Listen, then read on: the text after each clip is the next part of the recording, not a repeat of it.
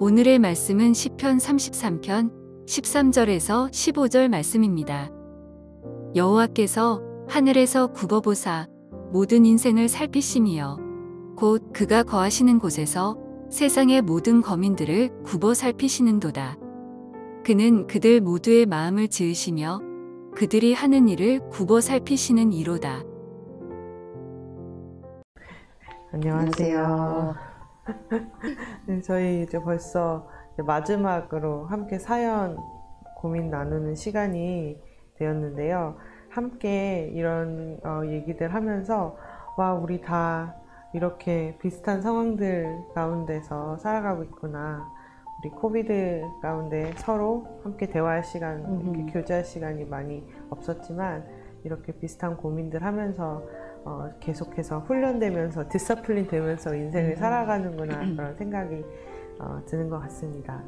오늘도 이제 사연 두 가지 나눌 텐데, 이제는 좀 더 큰 자녀, 성인 자녀를 둔 부모님의 고민들 함께 나누겠습니다. 제가 첫 번째 사연 읽도록 하겠습니다. 읽어주세요. 안녕하세요. 저는 성인이 된 자녀들과 함께 살고 있는 50대 후반의 가정주부입니다.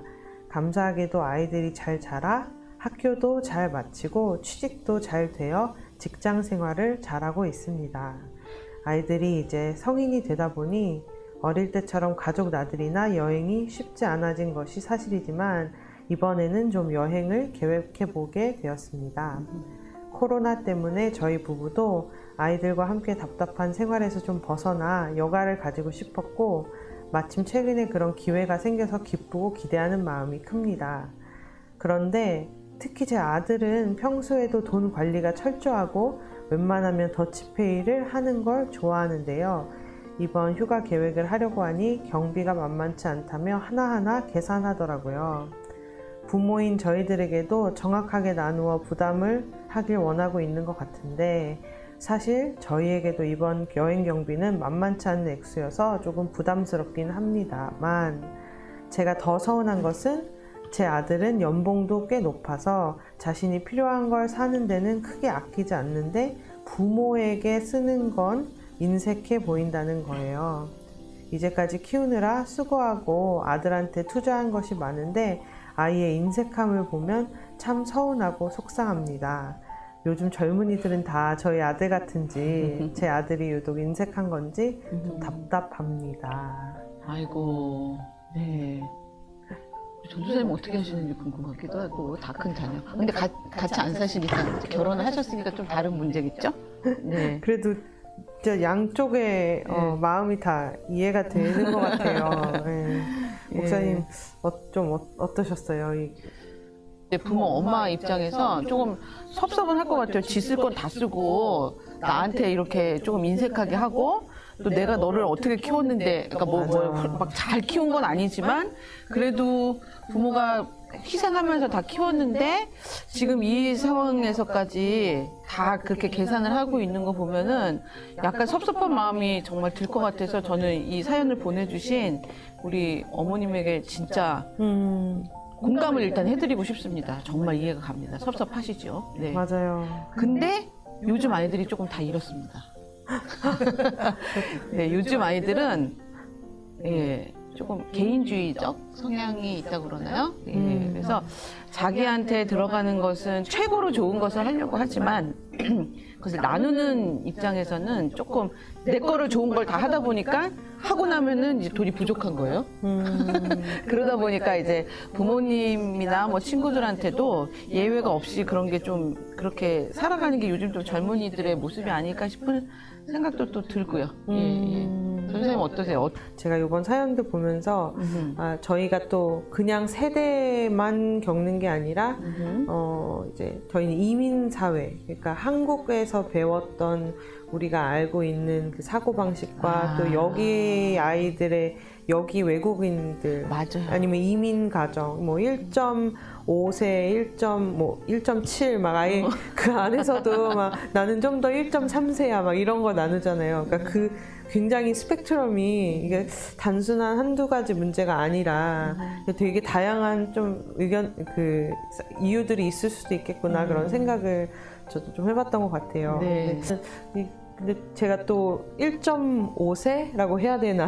거의 1.7세, 8세죠. 그죠. 거의 네. 좀 제가 어릴 때 또 와서 또 여기 사회에서 또 자란 자녀의 마음으로는 저도 이제 부모님하고 종종 이런 대화를 하는데 엄마 아빠 그러면 서운하면 말하세요. 그런데 부모님 세대는 그런 걸 잘 말을 하시는 세대가 또 아니더라고요. 그리고 그래서 저도 제가 아무리 이제 얘기해 달라고 해도 본인 말 안 하시는 것도 제가 이제 받아들이고 그게 저희 부모님이 살아온 방식이시고 그게 부모님이 갖고 있는 코어 빌리프고 방식이기 때문에 어쩔 수 없구나.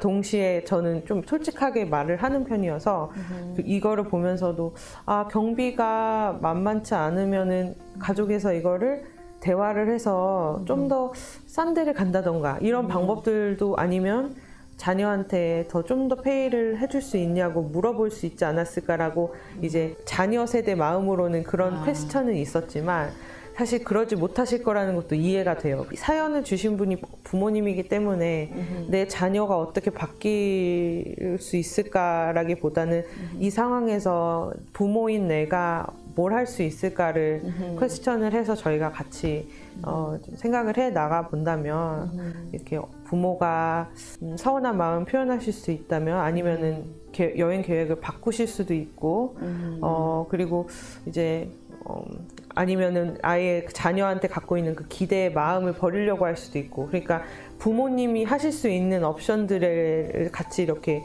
둘러보게 될 것 같아요. 왜냐면 자녀가 어떻게 행동하는지는 사실은 저희가 컨트롤할 수 없으니까 네, 그래서 그 기대와 현실과의 그 갈등되실 마음들에 대해서 좀 생각을 해보게 됐고 그리고 목사님 말씀하신 대로 요즘 세대들이 사고방식이 다르기도 하고 또 여기 외국 사회는 그렇죠. 아예 18살 되면 아예 모든 경제적인 모든 것부터 다 독립을 해서 살아가는 또 외국인 친구들이 있기 때문에 또 여기 2세라면 그걸 너무 이게 원래 이런 거 아닌가라고 그렇죠. 생각할 수도 있어요. 그게 또 잘못됐다고 말하면은 그것도 그게 너무 당연하게 그 세대와 그 컬처에서는 너무 당연한 코어 빌리프로 또 살아가는 거니까 그래서 좀 다 이해가 되고 너무 공감이 되고 저도 서운할 것 같고 네, 이해가 되고 그렇네요.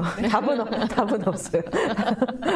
네, 정답은 없는데, 없는데. 정답은 없는데 전도사님이 좋은 말씀 해주신 게 이제 부모 세대는 그거를 표현하고 살지 않았던 세대가 맞아요. 그래서 내 아들이지만 그럼에도 불구하고 이것을 말하는 게 괜히 치사하게 생각되고 내가 뭐 이런 거 다 얘기해 제가 알아서 나한테 해줘야지 이렇게 생각이 되실 텐데 근데 입장을 바꿔놓고 그걸 듣는 아들의 입장이면 엄마가 그렇게 얘기하는 것을 얘네들은 치사하게 생각 안 한다는 거죠. 당연하게 엄마가 표현해 주는 거를 어떻게 보면 전선생님이 얘기했듯이 당연하게 우리 엄마가 진짜 이렇구나라고 이해를 못했던 것을 이해를 할 수 있는 계기가 될 수 있다라는 거. 몰라서 못했을 수도 있고 그럴 가능성도 충분히 있죠. 그렇기 때문에 엄마가 그냥 평소에 이렇게 여행도 막 같이 간다라고 하는 걸 보면 평소에 관계가 되게 좋으신 것 같으니까 그거를 그냥 얘기를 하세요. 야, 나 좀 섭섭해.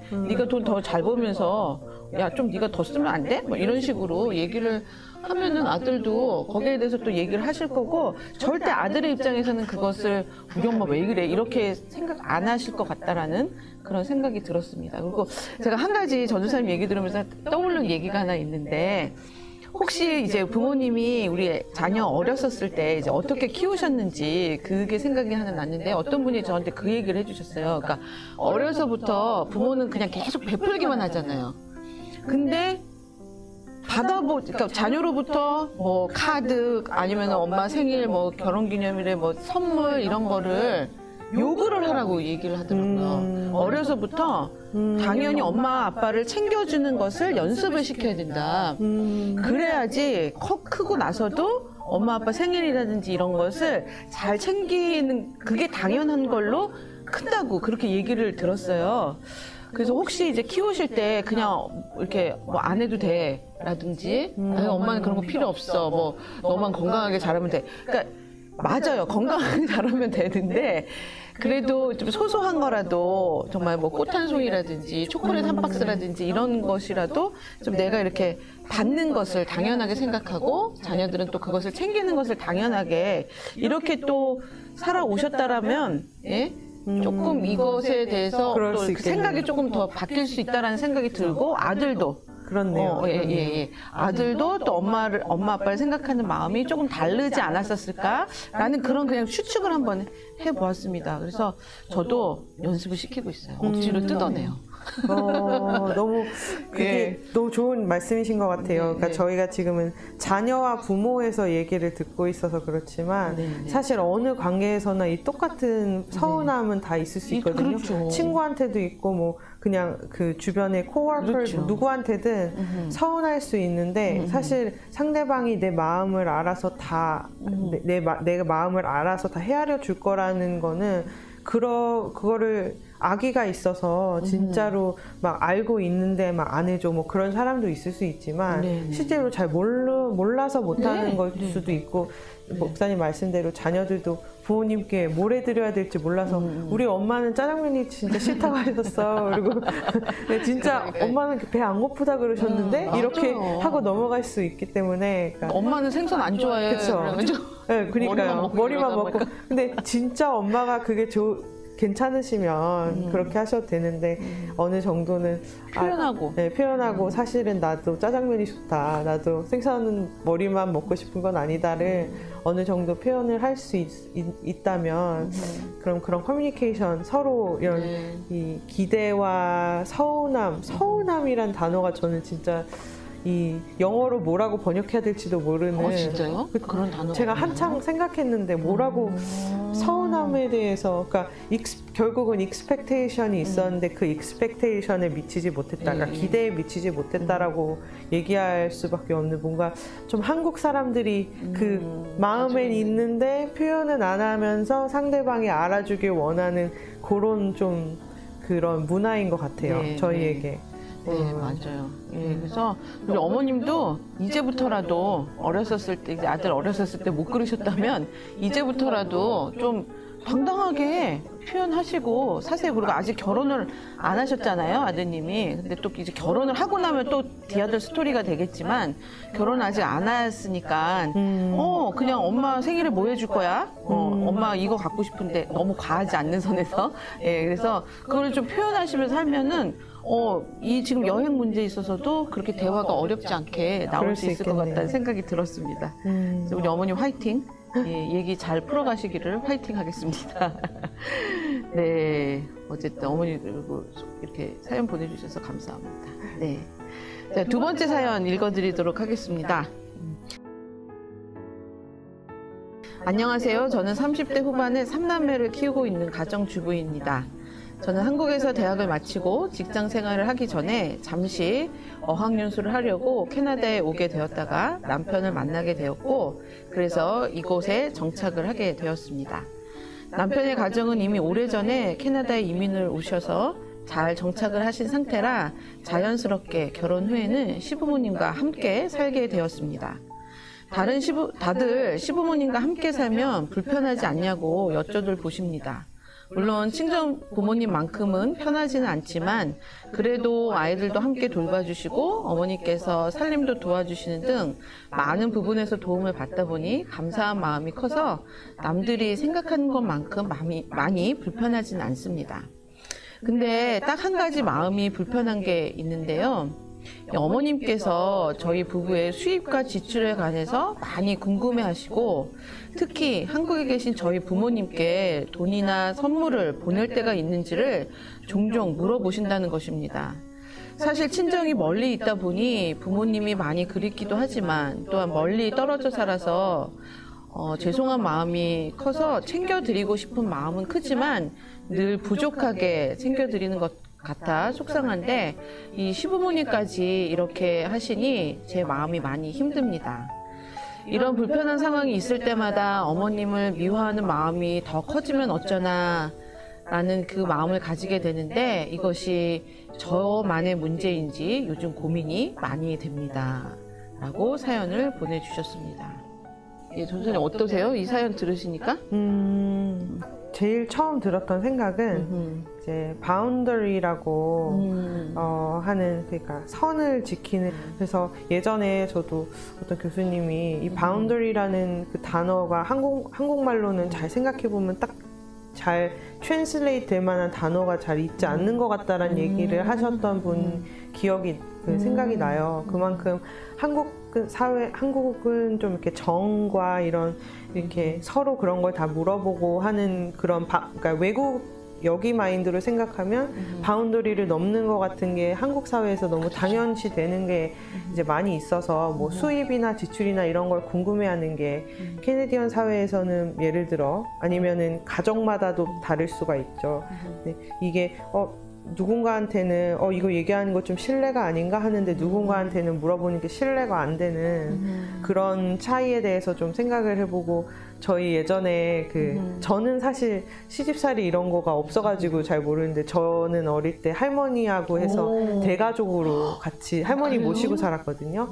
근데 예전에 그런 얘기 부모님이 해주신 기억이 있어요. 예전에는 교회에서 이제 그 가정교회 저희 이제 목장 같이 하면은 서로 다른 집에 숟가락 숫자까지 센다는 거예요. 구역 모임. 그러니까 교인들끼리. 그래서 누가 무슨 어느 며느리가 무슨 살림을 해갖고 막 이런 거를 다 아시고 막 누가 뭘 해줬고 막 이런 거를. 근데 교회 안에서 하면서 그런 거 기억이 나요. 근데 저는 캐나다에서 어릴 때부터 자란 저로는 되게 신기하다. 다른 집 숟가락 숫자를 어떻게 세지? 이런 거. 누가 그릇에 뭘 했는지 이런 거를 그게 왜 궁금할까? 이런 거 생각을 했는데, 또 그런 시대와 그런 삶을 또 살아오셔서, 그러니까 시어머니한테는 그런 걸 물어보는 게 이렇게 이게 잘못된 거라는 마음이 없으실 수 있고, 그거를 들으시는 며느리한테는 이거는 많이 왔다. 좀 나의 안전한 바운더리를 좀 침범하시는 것 같다, 이렇게 생각이 드실 수 있을 것 같아요. 이제 여러 부분에 대해서 아마 이제 내 바운더리가 어디까지가 편하신 건지, 어디 정도는 정말 불편한지 아마 한번 이렇게 어느 정도 스스로가 생각을 해보셔야 되는 부분이 있는 거는 확실한데, 시어머니한테 그거를 얘기하는 거는 쉽지 않은 일이어서 말을 안 해야 되는 건가, 그런 것도 저는 잘 모르겠어요. 시부모님. 네, 시부모님은 좀 그렇죠. 예. 근데 저 지금 시부모님은 다 돌아가셨는데 잠깐 생각해봤어요. 우리 어머님, 아버님은 어떠셨지? 이제 이렇게 같이 살지는 않았지만 가깝게 살았거든요. 근데 이제 조금 상황이 달랐어요. 저는 엄마가 혼자 계셨잖아요. 그래서 이제 시부모님 이렇게 식사 이렇게 한번 이렇게 같이 식사를 하면은 저희 시어머니가 항상 물어보셨던 것 같아요. 너 엄마도 사드렸니? 이렇게. 예. 그러니까 저희 엄마가 혼자 계시니까 저희 어머님은 오히려 그게 더 신경이 쓰이셨던 것 같아요. 챙겨주고 싶은 마음에. 그래서 너가 이제 딸이니까 더 챙겨라, 이런 식으로 좀 얘기를 해주셨던 것 같아요. 상황은 좀 다르지만 제가 지금 이 사연만 보면은 고부 사이가 그렇게 막 나쁜 것 같지는 않아요. 모르죠. 근데 이제 사연만 보면. 그래서 저는 이제 이거를 이렇게 얘기를 하면 어떨까. 그냥 어머니한테 용돈 이만큼 드리면 저도 우리 부모님한테 용돈 이만큼 드릴 거예요. 이렇게 먼저 얘기를 선수를 치고 가는 거죠. 그렇게 먼저 이렇게 딱 페어하게 저희 부모님 보고 싶습니다. 저희 멀리 계시잖아요. 그래서 좀 페어한 입장에서 이렇게 하겠다고 부모님한테 얘기를 먼저 드리면 그거 갖고 그렇게 그건 안 되라고 얘기하실 것 같진 않아요. 예, 지금 이 사연만 보면은 두 분 사이가 그렇게 나쁜 사이가 아니니까. 그래서 그렇게 하면 어떨까라는 생각을 해보았고요. 또 시어머니한테 좀 같이 보시면 좋을 텐데. 근데 드리고 싶은 말은 아까 전도사님도 잠깐 얘기했듯이 며느리는 내 자식이 아니라는 거. 그거를 조금 이렇게 생각을 해주시는 것도 저는 좀 그게 이제 어른된 입장으로서 지혜롭게 사는 게 아닐까, 그런 생각이 조금 들었습니다. 그래서 딸 같은 며느리, 엄마 같은 시어머니 이렇게 다들 요즘은 많이 얘기하고 사는데, 제가 얼마 전에 되게 웃긴 방송을 하나 봤는데요. 진짜 자꾸 시어머니가 딸 같은 며느리야, 딸 같은 며느리야 그래서 정말 딸같이 행동을 했대요. 시어머니 집에 가가지고 그냥 오자마자 다 내팽개치고 소파에 싹 들어 누워가지고 물 좀 주세요 막 이렇게 저희가 왜 친정집 가면 엄마한테 그렇게 하듯이 아무것도 안 하고 아무것도 이렇게 안 하고 밥 차려주는 밥 먹고 설거지도 안 하고 그냥 누워 있을 수 있잖아요. 친정에 가면 그러니까 그런 식으로 했더니 이제 시어머니가 완전 막 이상하게 막 제가 왜 저래 막 이렇게 반응하는 걸 보면서 역시 이렇게 네, 딸 같은 며느리 친정엄마 같은 시어머니는 아니 물론 그렇게 사시는 분들도 있지만 사실 그게 그렇게 쉬운 건 아니라는 거. 그래서 약간 어머님도 예, 좀 며느리다라는 생각을 좀 가지시고 어느 선은 넘어가지 않는 그런 것들을 좀 같이 이렇게 양보를 해주시면 며느리도 행복하게 그리고 어머님도 좀 마음이 편안하게 예, 그렇게 사시지 않을까라는 생각을 예, 해보게 됐습니다. 이제 실제로 그러니까 본인의 그 시어머니를 이 사연자 분께서 제일 잘 아실 테니까 얘기를 말씀을 드릴 수 있으실 분인지 아닌지 맞아요. 아니면 그 정말 그 힘든 대화를 할 수 있을지 이제 아실 거 아니에요. 이 사연자분이.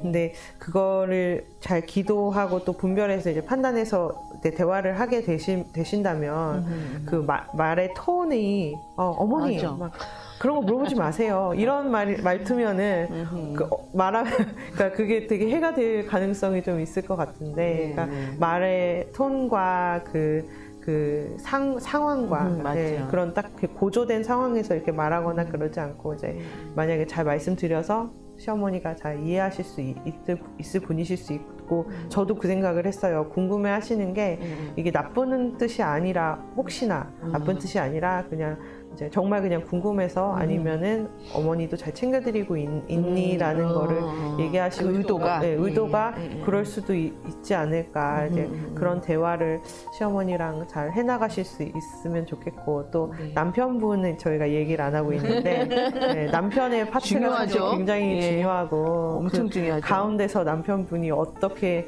정말 기도 열심히 하고 지혜롭게 가운데서 잘 평화를 이렇게 평화를 잘 지키시고 있는지 그것도 되게 중요한 분이에요. 남편분들 잘하셔야 돼요. 맞습니다. 굉장히 그래서 어려운 역할이기도 한데 예 어쨌든 남편들 잘 하시고 제가 그냥 어드바이스를 드리자면 그냥 남편분은 웬만하면 부인한테 일임을 하시는 게 제일 좋은 것 같아요. 가정의 평화를 위해서는. 왜냐면 남편들은 또 단순해가지고요.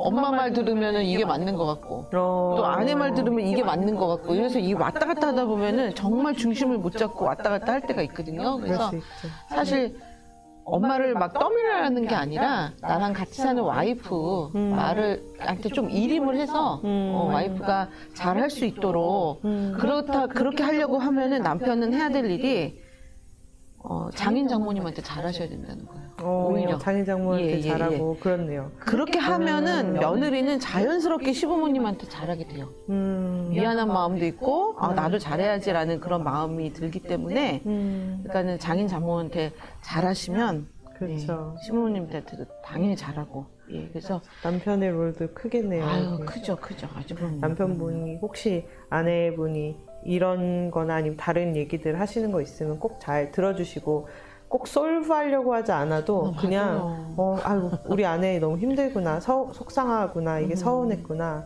바운더리 침범하는 것처럼 느껴졌구나 이렇게 같이 듣는 것만으로 사실 힘이 많이 될 것 같아요. 근데 제가 오늘 이 두 가지 사연을 이렇게 보면서 공통된 문제가 여기 좀 어려움을 겪고 있는 게 이제 소통의 어려움인 것 같아요. 이 말을 해도 돼야 되는지 안 해도 되는지 그러니까 소통을 너무 안 하고 살았던 세대와 좀 소통이 편한 세대가 이제 같이 이제 맞물려서 같이 살다 보니까 일어나는 이런 문제인 것 같은데 사실 이제 마음에 있는 것을 다 표현하지 못해서 만약에 그 관계가 더 어려워지는 관계로 된다면 저는 그 마음에 있는 것을 얘기하는 게 맞다고 생각해요. 그걸 얘기하지 않음으로 해서 관계가 깨어지는 것보다는 얘기를 하다 보면은 서로 오해하고 있었던 부분이 무엇인지를 알게 되고 그러다 보면은 풀릴 것 같지 않았던 문제들이 오히려 쉽게 풀리는 일들이 굉장히 많잖아요. 그렇죠, 전도사님? 그럴 수 있죠. 예. 그래서 말을 가려서 톤이나 단어나 이런 것들을 좀 가려서 너무 마음에 힘든 이렇게 어려운 문제들은 좀 표현을 하시는 연습을 하시면 어떨까. 이 가정 가운데서도 그런 거 생각해 봤습니다. 저도 목사님하고 비슷하게 사실 연관성이 있는 것 같아요. 이 두 가지가. 네네. 그래서 결국은 이제 내가 이제 바운더리든 아니면 뭐 돈에 대한 거든 이제 내가 생각하는 내가 편안한 아니면 익스펙테이션과 현실 상대방의 행동이 지금 다르기 때문에 이제 계속 마음 부딪힘이 있는데 목사님 말씀대로 얘기를 할 수 있는 상황이고 해결해 나갈 수 있는 상황이면 잘 소통하고 근데 어떤 상황이나 아니면 어떤 사람은 이게 절대 얘기해서 대화가 되지 않을 맞아요. 상황이면 그거 정말 이렇게 속으로 잘 이렇게 해결해서 기대를 없앤다던가 아니면 포기한다던가 사실 그래야 되는 상황도 있을 수 있으니까 제가 이 상황을 정확하게 이분들은 몰라서 그런데 그런 것들을 기억하셔서 그러니까 지금 이 상황에서 내가 할 수 있는 게 뭐가 있지? 시어머니가 안 바뀌거나 대화해서 안 돼도 아니면 대화를 할 수 있다면 아니면 자녀도 대화를 할 수 있다면 하는데 만약에 해도 소용이 없거나 변화가 없으면 내가 뭘 할 수 있지 생각하셔서 이제 앞으로 기도하면서 나아가시면 좋을 것 같고요. 말씀드렸듯이 그런 그러니까 저희 이민 생활에서 저희가 이런 갈등들이 더 쉽지 않은 거는 그냥 정말 단순히 나이 차이, 세대 차이를 떠나서 그 정말 cultural difference 안에서도 얼마나 또 캐나다에서 오래 살았느냐, 어떤 이민사회 안에서도 한국 사람들하고 교류가 더 있었나 없었나 이런 되게 많은 요소들이 되게 상세하게 다른 것 같아요. 그래서 그런 디퍼런스들에 대해서도 좀 충분히 같이 이렇게 고민해보고 내가 상대방을 더 이해하려고도 고민해보는 그런 시간이 되셨으면 좋겠습니다. 네. 어쨌든 감사해요, 전사님. 뭐 오늘은 어떻게 아까 바운더리 이론이 잠깐 나오긴 했지만 이제 이론으로 접근하기보다는 이제 저희가 평소에 저희도 겪었고 느끼고 있었던 점들을 좀 얘기하면서 조금이나마 도움이 됐으면 하는 바람에서 말씀을 드렸고요. 또 한 가지 정확하게 얘기 드릴 것은 저희가 이 가정의 그러니까 사정을 정확하게 다 아는 상황이 아니라 이 보내주신 사연 안에서 저희가 생각하고 나눠드린 말씀을 꼭 기억하시고 조금 더 깊은 문제가 있다거나 조금 더 나눠야 되는 어떤 그런 것들이 있다면 언제든지 다시 연락하셔가지고 같이 또 얘기 나눠보면 좋을 것 같습니다. 너무 감사드리고요. 저희 이제 이번 학기에는 이렇게 사연 보내주시는 순서를 이렇게 정리하도록 하겠습니다. 그리고 언제든지 저희 둘은 열려 있으니까 어려운 문제, 힘든 고민들이 있으면 함께 나눠주시면 최선을 다해서 도와드리도록 하겠습니다. 그러면 다들 건강하시고 다음 기회에 또 뵙겠습니다. 감사합니다.